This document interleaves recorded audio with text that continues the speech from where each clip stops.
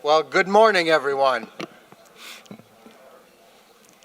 My name is Jim Ludema, and I am Dean of the Calvin University School of Business, and I want to just welcome you warmly this morning to this winter edition of our Executive Breakfast series. And today we are going to be talking about a very hot topic, and that is the future of football at Calvin and beyond. And we're going to be talking about that with a very hot panel of discussants. Our president, Dr. Wiebe Boer, our athletic director at Calvin, Dr. Jim Timmer, and our new inaugural head football coach, Trent Figg. But before we get started, I would like to open in prayer. Let's pray.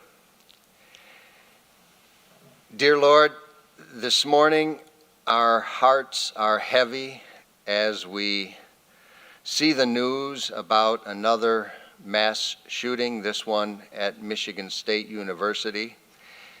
We see many of those these days, and we wonder and sometimes despair at what's going on. But we also know that this is your world. You are the creator and sustainer, and all things work together for your great plan and purposes. We have that comfort in a time like this, and we ask you also to comfort the families of those who lost loved ones and the entire Michigan State University community. Today we also want to thank you for your love for us. Today is Valentine's Day, and we are thinking of love and the love we have for our families and the joy that that brings, the love that we have for Calvin University and the awesome students and faculty and staff and alumni who are serving as your agents of renewal in the world. And many of us love football and the discipline and character and fun and pride and team spirit it can bring to our student athletes and to our community. But most of all, Lord, we love you, and we thank you for the extravagant love for us. A love so great that you sent your Son to die for us on the cross and free us from sin and bring us into right relationship with you. And we ask that this morning you help us in this discussion to know your love, to feel your love, to be guided and enlightened by your love. In the name of your Son, Jesus Christ, we pray. Amen. And now it is my pleasure to introduce our facilitator for today, the president of Calvin University, Dr. Wiebe Boer. Wiebe is the 12th president of Calvin University, where as an undergraduate, he studied and fell in love with his wonderful wife, Joanna, and with the field of history, before going on to earn 2 master's degrees and a PhD in history at Yale University. Since then, he and his family have been all over the globe, and he has served as Christ's agent of renewal in a variety of senior executive positions in organizations as diverse as World Vision, McKinsey & Company, the Rockefeller Foundation, and Boston Consulting Group. Just before coming to Calvin, Wiebe, Joanna, and their 4 boys lived in Lagos, Nigeria for 12 years, where Wiebe served as the CEO of All On, an energy investment fund of the Shell Oil Company. And we are so very thankful that the Lord has called Weba to lead Calvin at this time and in this place. Please welcome Dr. Weba Bohr.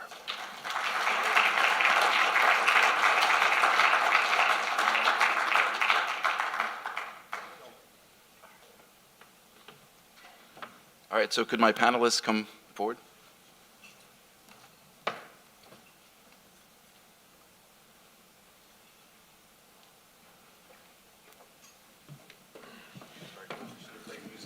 Yeah. Okay.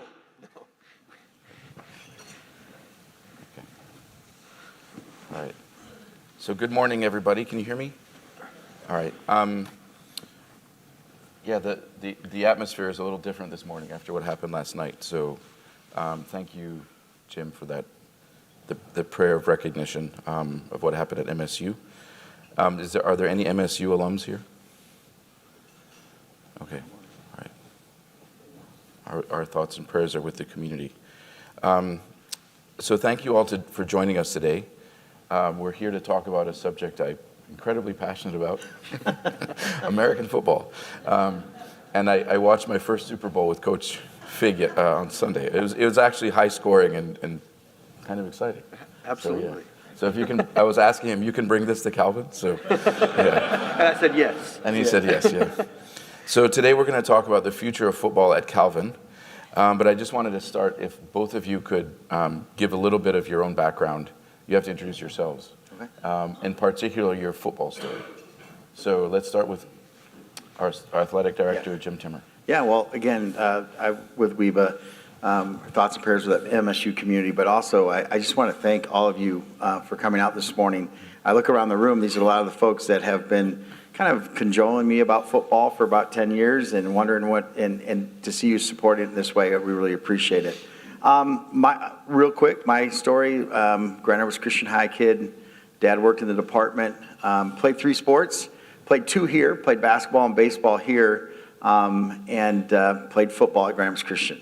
And we were completely mediocre. Back then, Ruben, we not now, but certainly I enjoyed it. I played quarterback, and so I didn't get hit in practice, which made me enjoy it a lot more. But I've had a passion for the sport, really enjoy it, seen what it can do on campus communities. I left here, went to graduate school at University of New Mexico, and then went to Baldwin Wallace University for 9 years as a basketball, baseball guy. But while on campus there, that's where, and it's tough for Michigan fans, where Lee Tressel and Jim Tressel, all highly successful Division III football program. And so I saw what it could do to a small campus, and so we're really excited that it's here. And I think I'm in my 15th or 16th year of athletic administration and love it and can't wait to get to work every day. Yeah, my name's Trent Figg. I have the pleasure of being the first ever football coach at Calvin University. And football has changed my life. So I grew up in a small town where football was a big deal and had the opportunity to go play in college. Played defensive back in college. Immediately started coaching at my alma mater, William Jewell College in Kansas City. Coached there for 4 years, then had the opportunity to go be a graduate assistant at Arizona State University. From there, went to Southern Arkansas University as the defensive coordinator. Then I went to Missouri State University, then the University of Hawaii, and then the University of Oregon, and now Calvin University. So I've lived in every time zone, including the Hawaiian time zone. But football, you know, I played small college football, and it truly did change my life for the better. And you know, football is the vehicle that I use to impact young men. You know, I have a passion for 18 to 22-year-old young men and helping to pick up right where their parents have left off and develop those guys into young men. So Calvin gives us the opportunity to do that. You know, I talk all the time to recruits about a commitment to excellence because that's what Calvin is. In every phase, from academically to spiritually to athletically. You look at all of our other teams at Calvin, they're all super successful, both on and off the field. And, you know, that's what makes this place so special. All right, thank you very much. So let's set the stage for college football. It's not just a game, but it's a big business. So where does all the money come from in college football? And is there any in Division III? I'll let you go first. Well, I'll tell you what. many of you around the room, I think college football, football is different. It had its start on college campuses. So many of the professional sports that we watch and enjoy now did not have their start. College football or football actually started on college campuses. So it's been really tied to the American higher education system for a long, long time. Even back then, people figured out that they could bring a whole bunch of people to campus and get ticket revenue and all that kind of stuff. So I think that's where it started. I think where it's exploded is we have to fill the airwaves. And so many of you know that we had college football in the 80s. You'd watch Michigan play once or twice. You'd get them against Notre Dame and you'd get them against Ohio State. Well, now every game's on for every team. And so the TV networks pour a ton of money in. And then big conferences decided, well, why are we giving that money away? They started their own TV conferences. So you get the Big Ten Network kicking back $50 million. And I think that a year to these football programs. So ticket revenue and TV contracts. But it is a big business, and Trent has, experience with that with Oregon, which is Nike University. Right. And Coach Figg mentioned on Sunday night that you actually think the college game is more exciting than the professional game. Yeah, I do. And I think what makes the college game more exciting are the fan bases. It's truly a fan base of pride. Whenever you go to wherever you're at, whether you're at Calvin University or Michigan or wherever, whenever you put on that T-shirt, it means something because that's where you go to school. That's where you're invested. That's where you graduated from. So I think that just my opinion, the fan bases in college are more passionate. I think that game makes the game more fun because it is. Now, parts of college football are becoming more of a business, but it hasn't been so much of a business yet. Really? Maybe unpack that a little. At least for the players, I should say. And now it's becoming more of a business with name, image, and likeness. At the top end of college football, it's becoming more of a business for players. But at the NAIA level, Division II, Division III, FCS level, it's pure. It's not a business for the players. The players in the locker room are not getting paid, which now at some places they are starting to get paid, which is turning it more into a business, which I think is sad personally, because I've seen it firsthand what that can do to a locker room. But I think that college football up to this point has been more pure. Okay. All right. So let's actually follow up on that. There have been a lot of reports, about this, about the demise of amateurism in the college game. Is that accurate? Is that what's coming? We also now hear there's legislation coming through, sort of another lawsuit against the NCAA, even going as far as making it required to actually pay college athletes a salary for the hours that they train and perform. Where is this going? Is it going to kill amateur sports in college? So I don't think that it will kill amateur sports in college, but my personal opinion is that I do think that potentially you'll see a split in college football where, the NCAA, and this is big picture, where the NCAA could potentially, you could see the top 25 teams in college athletics break away from the NCAA and truly form their own business, where it would be more of a professional league. But I do think the majority of colleges, from NAIA to Division II to Division III to FCS, I think that they'll stay in the college model. But I do. There will be a business part of it that comes into play in the next 10 years. Okay.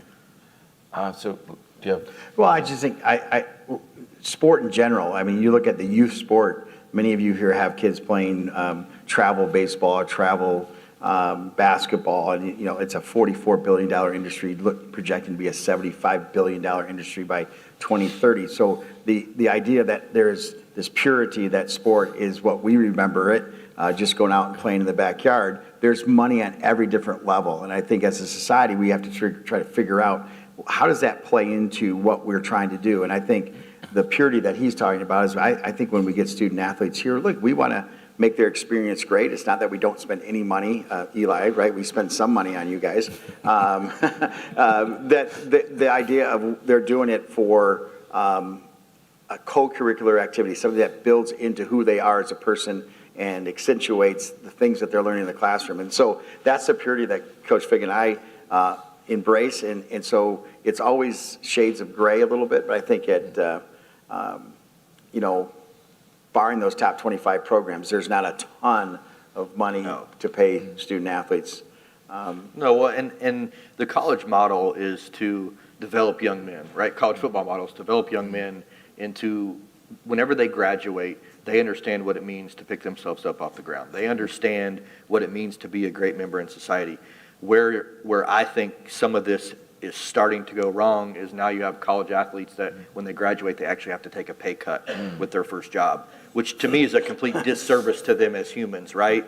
And then you also have, I mean, I can get going on this for a while, but you have the transfer portal, which is a way that teaches them how to quit, right? And when you're paying student athletes, a large sum of money, and they take a pay cut the day they graduate, that's doing them a disservice.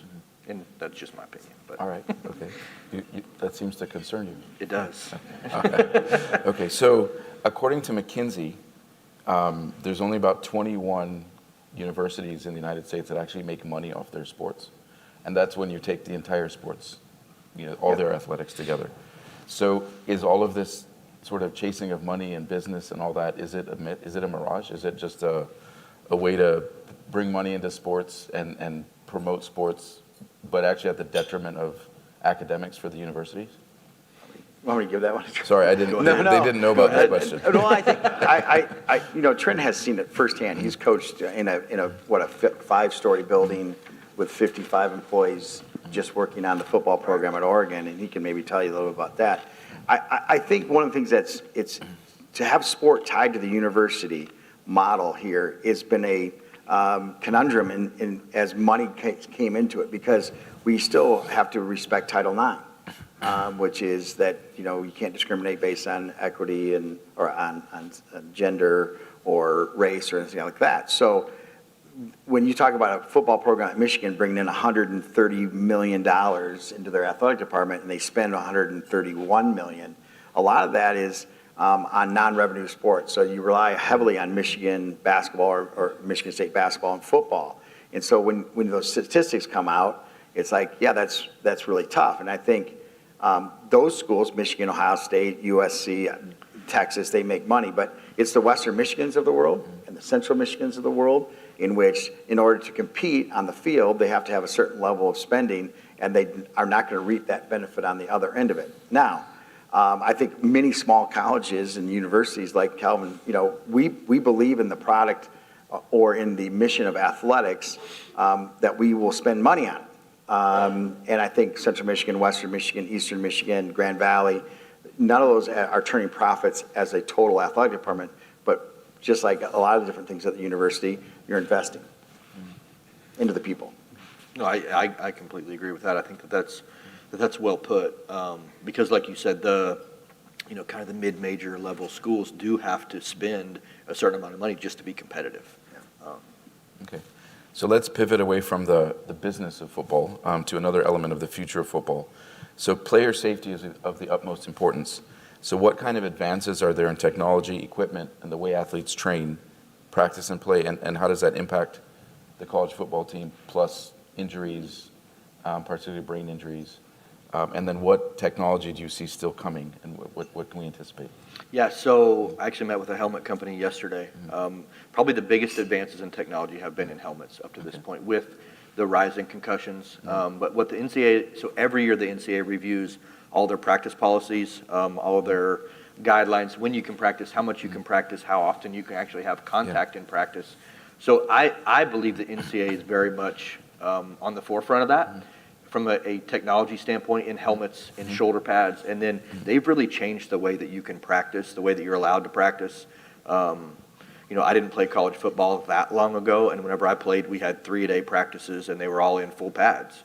And now you can have essentially one practice a day, and you can't have 2 days in a row in full pads. So the NCAA has become much smarter with the way that they allow people to practice. So from a safety standpoint, it's at the forefront of every conversation in the NCAA, and I think they're being very proactive about it. Okay. Yeah, and I think football gets a lot of publicity for just about everything, and injury certainly is a part of the game. It's a contact sport. I think anytime you endeavor in any sport, we have triathlon here, and they can draft. And it's a little bit scary when you watch 5 young ladies drafting on a bike. And thinking, wow, so there's risk involved in everything. And I think it's about risk mitigation. I think that's what Trent's really talking about, whether that's how we practice, how we compete, what rules are in place. And I think the game of football, while we're not taking all injuries out of it, I think that we're trying to mitigate that risk in the best way possible. And I think coaching has changed so much. And we talked about that during his process about our coaches are teachers. I mean, they spend a lot more time strategizing than they are just yelling at a kid to tackle someone. Although that's not that you're going to yell at them, but the part of Well, it's important that we teach them Yeah. how to tackle correctly. And so, that's early in the process here at Calvin, we'll spend a lot of time on that. How do we tackle safely? Because there is a safe way to tackle somebody. And it's really important that you're able to teach that to student athletes. All right, so Jim, now let's talk about Calvin Knights football. For almost 150 years, we're undefeated. So we should talk about how long we're going to remain undefeated. But No pressure. That'll be your question. I know. But so what were you were part of the process of kind of developing the plan. It's part of the broader athletic strategy. What were the major elements that kind of led you to believe this was the right time and got the board to agree to this? Yeah, I think, in the landscape of higher education and small colleges and universities, I think we're looking for an enrollment strategy in some ways. I hope no one leaves here with the idea that we added football, acrobatics and tumbling, men's volleyball as a way just to throw a team out there and see if kids will come for that. I think that would be a mistake of big proportions. Because I do think what we really thought about when we went on a 5-year strategic plan for Calvin University Athletics was this idea of what are we doing well at Calvin that we can leverage to extend our brand, whether that's the brand of the university, the brand of Calvin Athletics. So I think anytime an organization, a business, a school thinks about what are we doing well, and we have wonderful student athletes, great coaches, and we've had a little bit of success. And so I think you say, what can we build on? And once you start saying, well, what can we build on? I think you have to ask the question about football and say, we might, incomplete athletic program. I think football kind of completes us this way in terms of where we are with our competitors. I think 7 of the 8 cross-app institutions that we have with our students have football. We don't. Our sister school at Dort added it to some success. And I think when you look at all those things and you said, okay, if we're going to go for expanding athletics a little bit, then you have to consider football. And then you start going down that line, and it gets real exciting really quick. And then, of course, we had to get the right coach, and we're happy Trent's with us. All right, so Trent, over to you now. So what made you decide to leave, that huge program at Oregon? Yeah, with so all the facilities and then come here? Yeah. And it's sort of like you're like a CEO of a startup company, right? Right. So what are the steps you're taking? Yeah, so I'm a firm believer in the student-athlete model. I really am. I played small college football, and I truly believe, like what Jim said, that it completes the college student-athlete experience. And what really drew me to this was Calvin, and it really had nothing to do with football. It had to do with what I call the commitment to excellence. I talked to a lot of people about that. When you drive on campus at Calvin, you can see everything that Calvin does. They do it to the very best of their ability. So when you look at our academics, when you look at our spiritual development, when you look at the athletic department, one thing that really stood out to me was when I came here on my interview, Jim walked me in the arena, and there's 11 national championship banners hanging in the arena. And he said the only way to hang a banner is if you win a national championship. We don't have room for all the runner-up banners. There's a real commitment to excellence here. There's another school that does have room for that. Correct. Correct. Yeah. But so there's a real commitment to excellence here. Yeah. And I always said, wherever I'm the head coach, I want to be able to look parents in the eyes and say, I would send my son to school there. I have 3 young sons of my own. And this is the place where we want to be. Grand Rapids is an incredible city. Calvin is a top-notch institution, and this is where we want to be. People talk all the time about, how much coaches sacrifice. I don't ever sacrifice. I live the dream every single day at work, right? But my 8-year-old, who's now living in his 3rd state, in his 3rd elementary school, he sacrifices, right? So I owe it to my family to be at a place that's committed to excellence. And Calvin is committed to excellence. When you walk around this campus, when you walk around the athletic facilities, what you see is there's a standard with which things are done here. So I knew whenever I came here, if Calvin's going to add football, they're going to do it to the exact same standard that they've done everything else, because why wouldn't they, right? And so that's the long answer to what drew me to Calvin. All right, and so when are we going to have a football banner? Wow, that's a great question. That is a great question. There's some. So walk us through the process of how we're going to get there. Yeah. Okay. So it's going to be Yeah. done with the right people, Okay. first and foremost. Yeah. So that starts with these first, really, today's Tuesday, so tomorrow will be 1 month on the job for me. And it's been all personnel up to this point. And that starts with staff, and it goes to players. And so it starts with identifying the right staff members. So we've got 2 coordinators on campus as of today that I think are both really, really great people. They're great men, they're great teachers. And then we are assembling our first class ever of Calvin football student athletes that'll come here in the fall of 2023. And it's so important that we get the right kids that are going to build the culture the right way. In this current recruiting cycle, we're about 10 months behind. And so the 23 class and the 24 class are so important that it's the right people. If we fill the locker room with the right people, success will come. From a timeline on wins and losses, I wish I could tell you. I want it to be as fast as possible. Good. The sooner we get great players, the sooner that will happen. But I'll say this, the brand at Calvin, the product that we have to offer here is going to attract a really good student athlete. It's going to attract, the people that we've been able to hire for the staff so far are leaving really good jobs where they were coordinators because they see the vision here. So the things are in place for this to be successful, but it's going to take time. It's absolutely going to take time because we're going to do it with the right people. I told Jim in the interview process, we don't want to put a Band-Aid on this. We don't want to just go bring in a whole bunch of transfer guys and try to flip the roster as fast as we can. If we do it right, it will sustain itself. Right. Because I want student athletes, when they leave Calvin football, to say, that's the best football experience I've ever had. I want them to be proud to come back. I want them to be proud football alumni of Calvin. Yeah. So you talked about the recruiting class, but you also mentioned to me, and I think we met one of the players, that we already have about 10 or so Calvin students who were actually great football players in high school. Yeah, so there are. So when is our first actual practice with those 10? Yeah, so there's 10 kids on campus right now that were really good high school football players that came to Calvin because of the product at Calvin from an education standpoint, and they're really excited. So spring break is in about 2 weeks. So right after spring break, those guys are all getting their physicals this week and next week. Right after spring break, they're going to start workouts. We won't actually practice because there's only 10 of them. Okay. And they won't have uniforms or anything like that? They will have a T-shirt that says Calvin football that they can work out in, Okay. right? But I've also made it very clear to them that if you're going to wear a Calvin football T-shirt on campus because that's never been done before, there's a standard that needs to be met. Right. You're not going to walk in late to class. Although we're going to do it the right way with the right people. So I've really taken my time with these 10 kids that are on campus to make sure they understand what the standard is before we just start throwing out T-shirts, if that makes sense. So they will begin to train in the weight room here in about 3 weeks. Okay, great. So I think Jim still has some eligibility for football left. Yeah, I heard he's a great quarterback. I'm waiting to see some film, but I heard he's a great quarterback. All right, so Jim, maybe you can also walk us through. You're part of the sort of startup team of this new enterprise.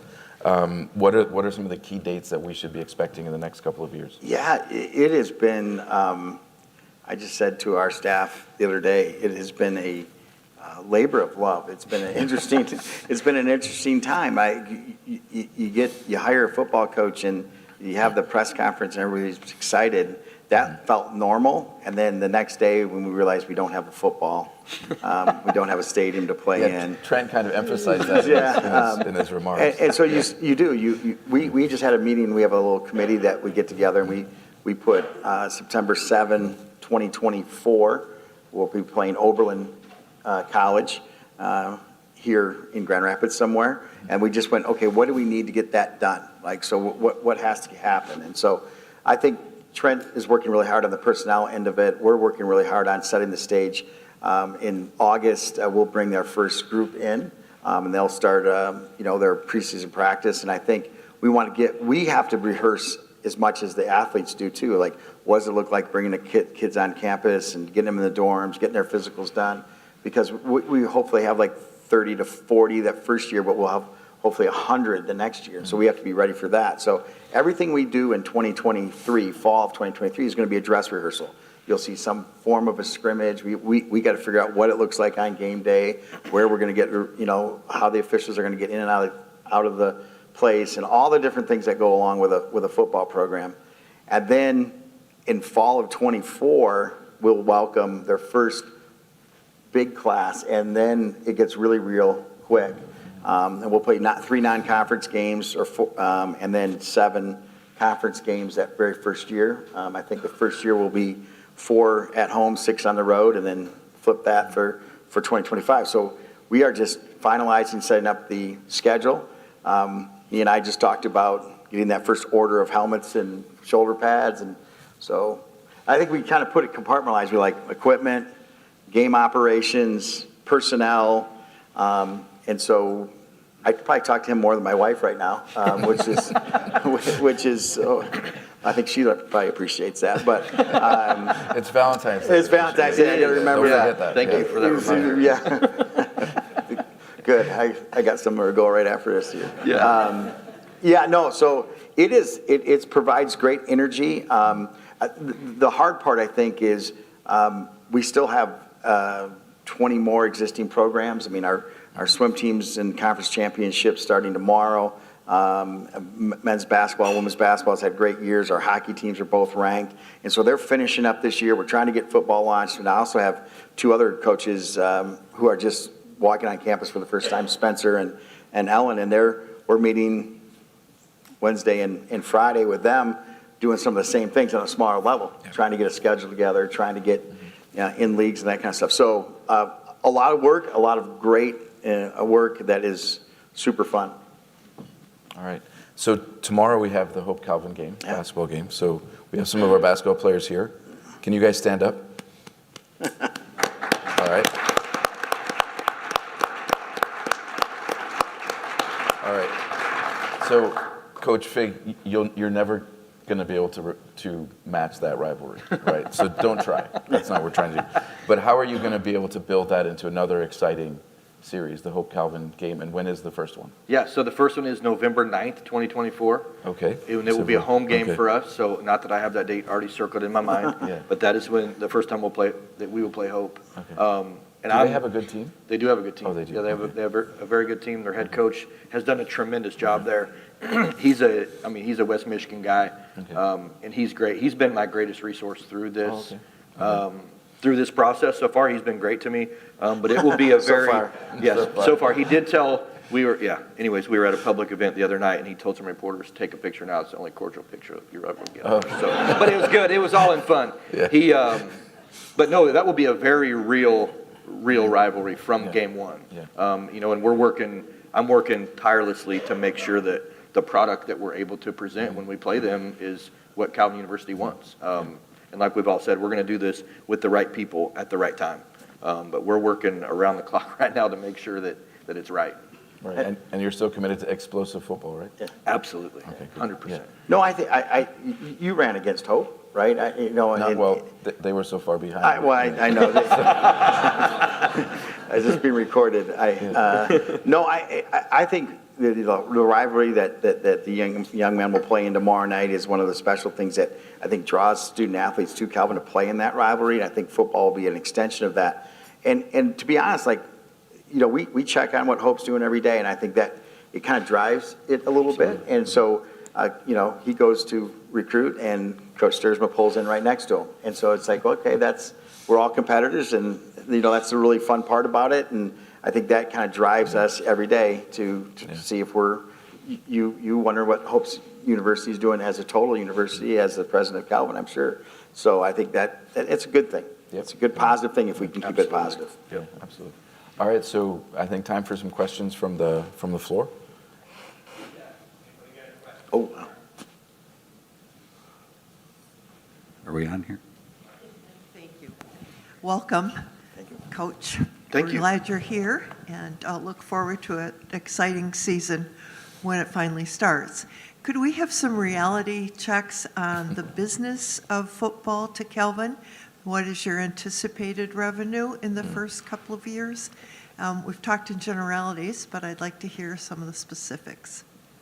I think that's Jim. Yeah, well, I think you have to think of small college football differently than you think of University of Michigan. We don't have a television contract. We don't have a bowl. When our teams they don't go to the bowls and get money that way. I think when you talk about revenue in college football at our level, there's ticket revenue, right? So there's a school in our conference that, it's 2,600 people a game at $10 a ticket, and, that may cover a portion of the operating budget. But when you really think about athletics in small colleges, a lot of times it goes to the incremental student that you didn't have, right? So when we're bringing in, let's say we bring in 30 or 40 kids a year, but 40 would be great. Those are students who wouldn't have been at Calvin otherwise. And so as long as the university can handle that, that is a net tuition revenue increase for the institution to spend wherever they choose to spend it. Obviously, they would have to cover the cost of the football program. So I think it's not as easy as what you think about when you think about, well, here's the tickets, here's a TV contract, here's concessions, here's what the football program costs us, and that's going to be our revenue. I think you have to think about it as students to university. Right, plus the incremental students who come because they want a football team. Exactly. And the marching band and Right. the other. And so when we did those numbers, we didn't even factor in that. I think you can talk to folks at Dort or Berry College or Indiana Wesleyan, where for every football player they brought in, they figured they brought in about 0.2 person. Not a really short person, but A leg. but it's the brother, it's the sister, it's the cousin that came to the university for that. And so I think we have room in the classroom for these students, and so I think it'll be a really good thing for a university. Back here. Making Bob work.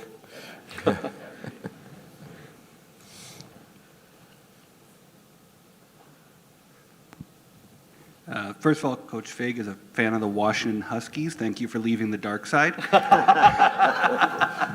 That's a real rivalry as well. I'm just curious, adding men's volleyball, gymnastics, tumbling, that's pretty easy to incorporate into the existing facilities. Football is another beast when it comes to facilities and logistics, practice field, game field, locker rooms, et cetera. What's the plan as far as stadium and facilities? Yeah, so you'll see some timelines of exact dates of that start to be rolled out. But we're going to build a stadium on campus. We will practice here on campus. So all those things are coming into place. And another big part of facilities and recruiting, or facilities, is a big part of that is recruiting. And like it or not, that's kind of the reality of football recruiting. The facilities are a huge part of that. And so yeah, there are plans. There are models in place, and we're finalizing. Jim can talk about this more. Timelines of the exact dates of that haven't been released yet, but those are all quickly coming. So we're building football facilities here. Yeah, that's an exciting part. That I think some of the things that happen when we add football, I think it does add facilities that all students can use.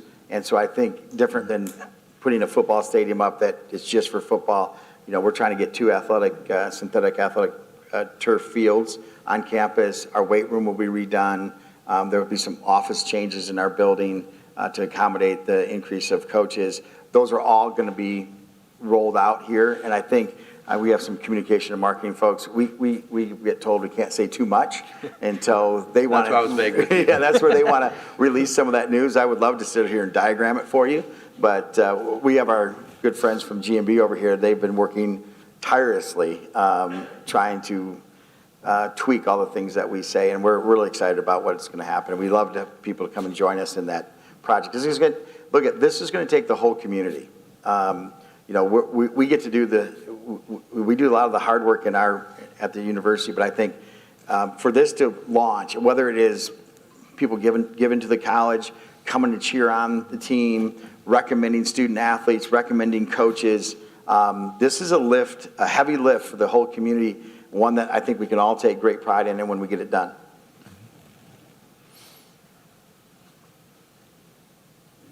Coach Figg, we've kind of talked around the business of football, but let's talk about the game of football. What type of coaching do? You've been around the horn, numerous colleges. How do you coach, and what kind of game do we expect to see? Yeah, that's a great. Thank you for asking that question. By the way, I love to talk about that. So I've been really fortunate in my career. I worked for 7 different head coaches, and I've coached on the offensive side of the ball and the defensive side of the ball, and I've been a special teams coordinator as well. And I firmly believe that I was called to those different jobs for this job specifically. Whenever I left Hawaii, I was the defensive coordinator at the University of Hawaii, and had the opportunity to go to Oregon and be on either the offense or the defensive side. And I chose to go on the offensive side because a job like this is the job, that was my goal. And so I really felt like that would make me more well-rounded as a coach. In order to lead a program, I felt like I needed to get some really good offensive experience. So from if I had 3 PowerPoint slides and each of them had one sentence on what we would be, the first thing you'd see is disciplined. We'll be a really disciplined, tough team. And when I talk about that from an offensive perspective, we want to be the best in the country at ball security. So the fewest amount of turnovers. That's our number one goal in offense, is to possess the football. And then we want to be the number 1 scoring offense in our conference. So Jim, being a former quarterback, loves to talk about points. But we're going to be explosive on offense. And so Coach Dixon, our offensive coordinator that we just hired, been an offensive coordinator for 6 years. In his 10 years of college football, has never coached on a team with below a 500 record in college. So been really, really explosive on offense. And when I say explosive, that's through our tempo, through the way that we'll play with tempo on offense, and then the way that we'll be able to force teams to defend the entire field. So 53.5 yards wide, 100 yards long. We want to force them to defend the entire field. So we'll be a spread attack offense. Defensively, if I could see right now who our defensive linemen were, I would tell you the exact scheme on defense. But what we'll do on defense is we will attack 100% up front. We will attack, whether that's a 4 down front or a 3 down front.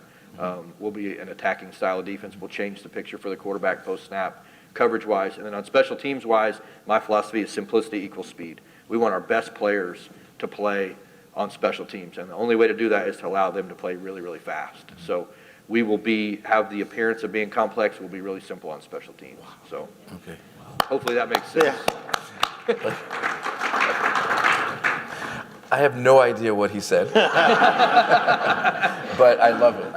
There's a whiteboard down in the field house. I love the way you sat. You were ready to. It fires me up. Yeah. So this is I exciting. haven't got to talk football since I got here. So I think let's end on that. That's a great high point, and I think, I'm incredibly excited about this and your energy that you're bringing here, and how we're going to bring this game just to add to everything else we have here at football. So thank you, Jim Timmer, for carrying this, and Coach Figg for, like you said, your family is sacrificing to come here to make the big move.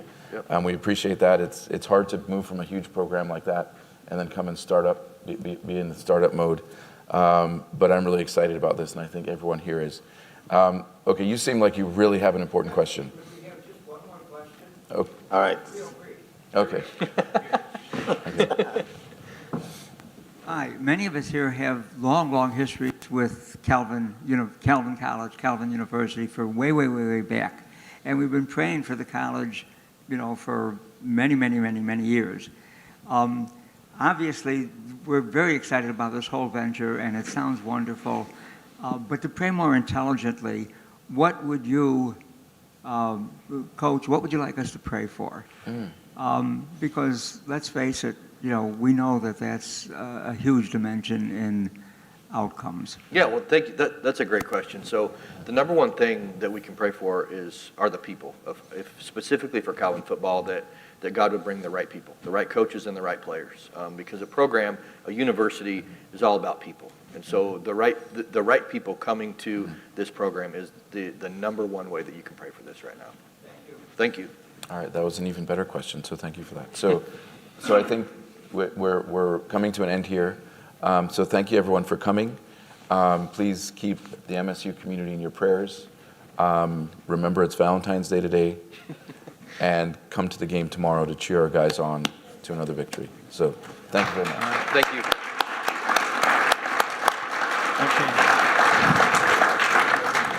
Thank you, Weba and Trent and Jim. Dana's going to get up and make a few announcements in just a minute here. But first, we have a piece of memorabilia. This is a historic piece of memorabilia. It's a 2023 autographed regulation NCAA official size football, autographed by Jim Timmer, Trent Figg, so the AD, the head coach, and Weeba. All right? And it was chosen at random outside. I don't know who this is.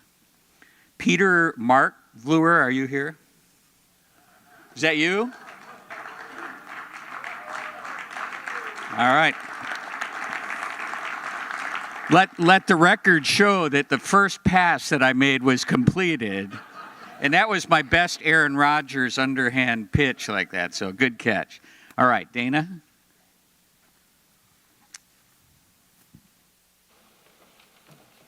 Good morning. I'm Dana Kroll. I'm the Associate Director of Alumni Engagement here. So just a few announcements and then we can get you on your way. We've already talked about the rivalry is tomorrow, so that will start at 7:30 here at the Vinord Arena, so please come. We had a great game the last time we played them, so. For those of you that are more academically inclined, there will also be a lecture hosted at Hope about the rivalry, which began in 1920. So if you're interested in going that is February 16 at 4 p.m. in the Freed Hemingway Auditorium in Martha Miller. So you can look that up on Hope's website, but if you want to hear more about the history of the rivalry, that will be on Thursday. Then a few other things. So there's the West Michigan Internship Initiative. So if there's any employers in here who are interested in developing or enhancing an internship program, you can attend a free training session that will be March 8 from 2 to 3:30 p.m. The deadline to register for this is March 7 at noon. Also, there's a summer jobs week here at Calvin, and so those are employers who are seeking to fill summer jobs and internship positions. That will be March 13 through 17. If you're interested in that, you can contact the Calvin Career Services for more information. Another event that's coming up this spring is LeaderCast. So you can join the Calvin University School of Business. This year the theme is human intelligence, so helping leaders thrive by being fully human, mastering empathy, communication, inclusion, trust, and motivation. 8 prominent leaders will take the stage on May 3 to share about their own experiences and encourage other leaders to develop a higher human intelligence. Also want to highlight the Calvin School of Business MBA program. This is a fully online MBA program that offers customizable curriculum. With this, you can focus your studies in the professional area of your choice with a general business track or one of 2 optional concentrations, which is business analytics or nonprofit management. For more information, you can contact Leonard Van Drunen. And then lastly, we just want to give a shout out to Madison Coleman with the 24 Coffee Co. I think some of you have visited her already. So she is a Calvin student, and 10% of her profits go to supporting Shared Hope International, which is a nonprofit organization based in Washington. So if you haven't gotten your coffee, she is still back there, and so you can get that after the program. Again, thank you so much for coming, and we hope to see you at future events and at the game tomorrow night.